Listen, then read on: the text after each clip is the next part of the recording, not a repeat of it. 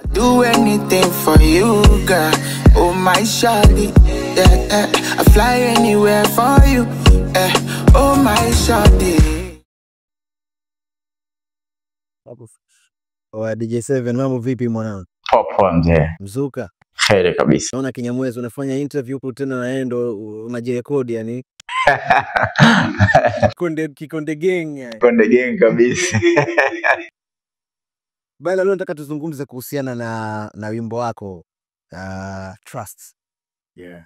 Hii kazi umemshirikisha J Wills, lakini vile vile pia kuna Country Boy na kuna Mr Blue mundani.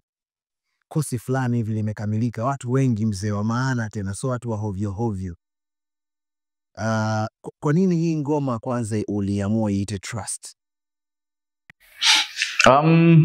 Hii nyimbo ukisikiza verse ya kwanza, kwa sababu mara nyingi jina la wimbo inabidi litokane na kinachomaanishwa kwenye wimbo ama jina ambalo limejirudia sana kwenye wimbo. Mara nyingi tunapata jina la wimbo kutoka kwenye chorus kwa sababu ni kitu ambacho kimejirudiwa mara nyingi, ama kilichomaanishwa mara nyingi inatokea sana kwenye chorus. Japokuwa tushakuwa na nyimbo ambazo zilikuwa na jina tofauti, maybe hiyo jina halijatajwa kabisa kwenye wimbo lakini limefahamika. Na wakati mwingine ukikosea kupata jina la wimbo, nyimbo inaweza kaiti watu wakajipa jina lao na wewe umeita jina jingine. Mpaka hiyo nyimbo iwe na nguvu kubwa na wewe na nguvu kubwa ya ushawishi, ujiite jina alitoki kwenye kilichomaanishwa ama itoke kwenye chorus na bado jina la wimbo likaendelea kubeba wimbo. Kwa mfano nyimbo kama Nikusaidieje, sijui kama wewe kama ndugu mtangazaji kuna Nikusaidieje imetajwa mara ngapi kwenye wimbo, lakini hiyo nyimbo mpaka ilihit na hilo jina hiyo neno alikutajwa kwenye wimbo mzima nadhani, lakini bado likaendelea kustick. So Trust ilikuja kwa sababu ya verse ya kwanza. J Wills alikuwa anamwambia mwanamke ni namna gani ambavyo yani afanye kitu, yani atampenda ampe, yani afanye nini ili amwamini. Kwa hiyo nikaona kwamba as long as pia ni issue kubwa sana, trust ni issue kubwa kwenye mapenzi, mimi ndio nikaamua kuita hiyo jina la Trust. Ni verse gani ya J Wills ambayo yani maneno gani ambayo uliyasikiliza afu ukasema dai bana, mbona kama hii ngoma yote inaelekea huko? Unayakumbuka? Yes, namna ambavyo I still in my 20s. I'm in my 20s but I still need my joy. You understand? Ni ile jeje ambayo una miaka kadhaa fulani hivi 20, 25, 20 baki bado nataka kuflex. Ni ile ambayo oh my shorty, I do anything for you. Oh my shorty, I buy anything for you. Oh my shorty, I will fly anywhere for you. You do date me, I'm gonna give you my trust. Hivyo ndo vitu ambavyo nilikuwa nazingatia sana hayo maneno ambayo ni chorus. Yes. Kwa tukaanzia hapo. Na kuna Mr Blue na Country Boy kwenye huu wimbo. Kwa nini wao? Yani kwanza kwa nini Baisa? Busy. Yeah, Baisa ni mmoja wa wasanii bora wa muda wote. Bila kujali nani mwingine aliwahi kusema chochote, but to me ni mmoja wa wasanii wa Bongo Flava wa muda wote. So kumshirikisha kwangu ilikuwa ni kama baraka, na napenda namna ilivyotokea kwa sababu Baisa alikuja studio kwa ajili ya kuweka verse kwenye wimbo na Nitaubeba ya Konde Boy, na Konde Boy hakuepo. Nikatumia hiyo nafasi kumsikilizisha hii nyimbo, akaipenda na akaweka verse kwa sababu tayari alikuwa amekuja kwa ajili ya kuweka verse. Kwa hiyo tayari alikuwa amejiandaa kufanya kazi, so ilikuwa ni rahisi hivyo. Na napenda kila baada ya Baisa kuweka verse kwenye wimbo mzima ukabadilika kabisa kwa kitu kingine kabisa. Nikawa naona okay, nilichokuwa nakitaka kulilete na washikaji zangu wa mtaani kwa sababu kimeimba sana Kiingereza. Basi hapa Baisa alipopita kwenye Kiswahili nimewapata wanangu kabisa wa mtaani, ambapo itanifanya nyimbo yangu iende isikilizwe sana kwenye sabufu huko magetoni. Yeah. Sawa. Na niambie kuhusiana na Country Boy sasa. Yani ikawaje tukamwona na Country hapa, tukamsikia Country kwenye Trust?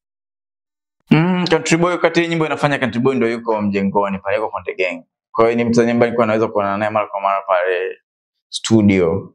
Kwa hiyo wakati hii verse mtu wa kwanza kurekodi J Wills akawa amefanya tayari, ya nikamsikizisha Country akafanya verse yake akamaliza, nikawa naona mbona noma kabisa. Kipindi hicho Jovy alikuwa amekuja Bongo.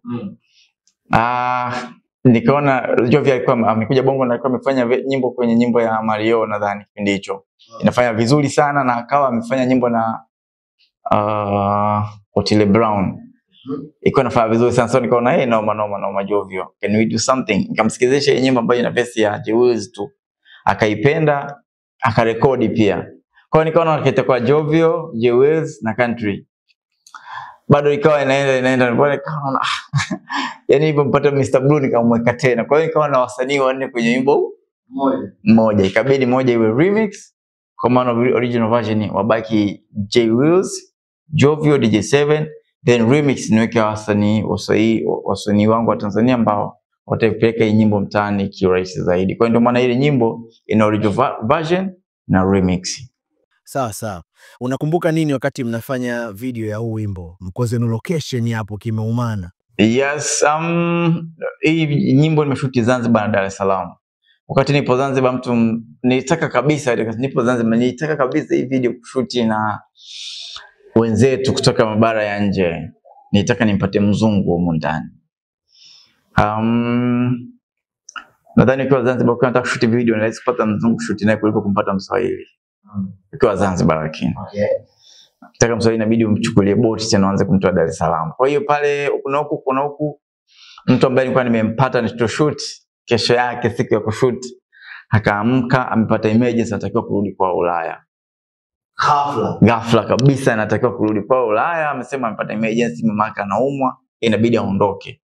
Kwa hiyo the next day alikuwa ana take flight kurudi. Wow. Kwa hiyo option ni nini na tayari kiakili nishajiseti hivyo na kuna namna nyingine kupata vaccine ni kuja Dar sasa achukue atoke Dar aje Zanzibar achukue nini aje mpaka Kiwengwa. Watu wa Zanzibar tokana naelewa Kiwengwa iko mbali kidogo na town. Kwa hiyo last minute nikamcheki rafiki yangu mmoja kama tukampata mdada fulani mzungu hivi na shoti na hivi na huko tukaja kumpata huyo dada na ni Muitaliano tukashoot party za Zanzibar and then niliporudi Bongo ndo tukaja kushuti zile party za Baisa pamoja na Country Wiz. Sawa. Na mbali na hiyo ni changamoto gani nyingine unaikumbuka wakati mpo location? Yule mzungu alikuwa hajui Kiingereza, anajua Kiitaliano tu. Kwa hiyo tulikuwa yani namna kumwelekeza director alikuwa alihangaika sana. Nataka kumwambia hivi, ilikuwa ni ngumu kama tunaonyeshana ishara. Sababu sisi hatujui Kiitaliano, tunajua Kiingereza na Kiingereza hajui, anajua Kiitaliano. Kwa hiyo nadhani kwenye lugha kidogo kitu ambacho kilitusumbua sana tukati location tuna shoot video.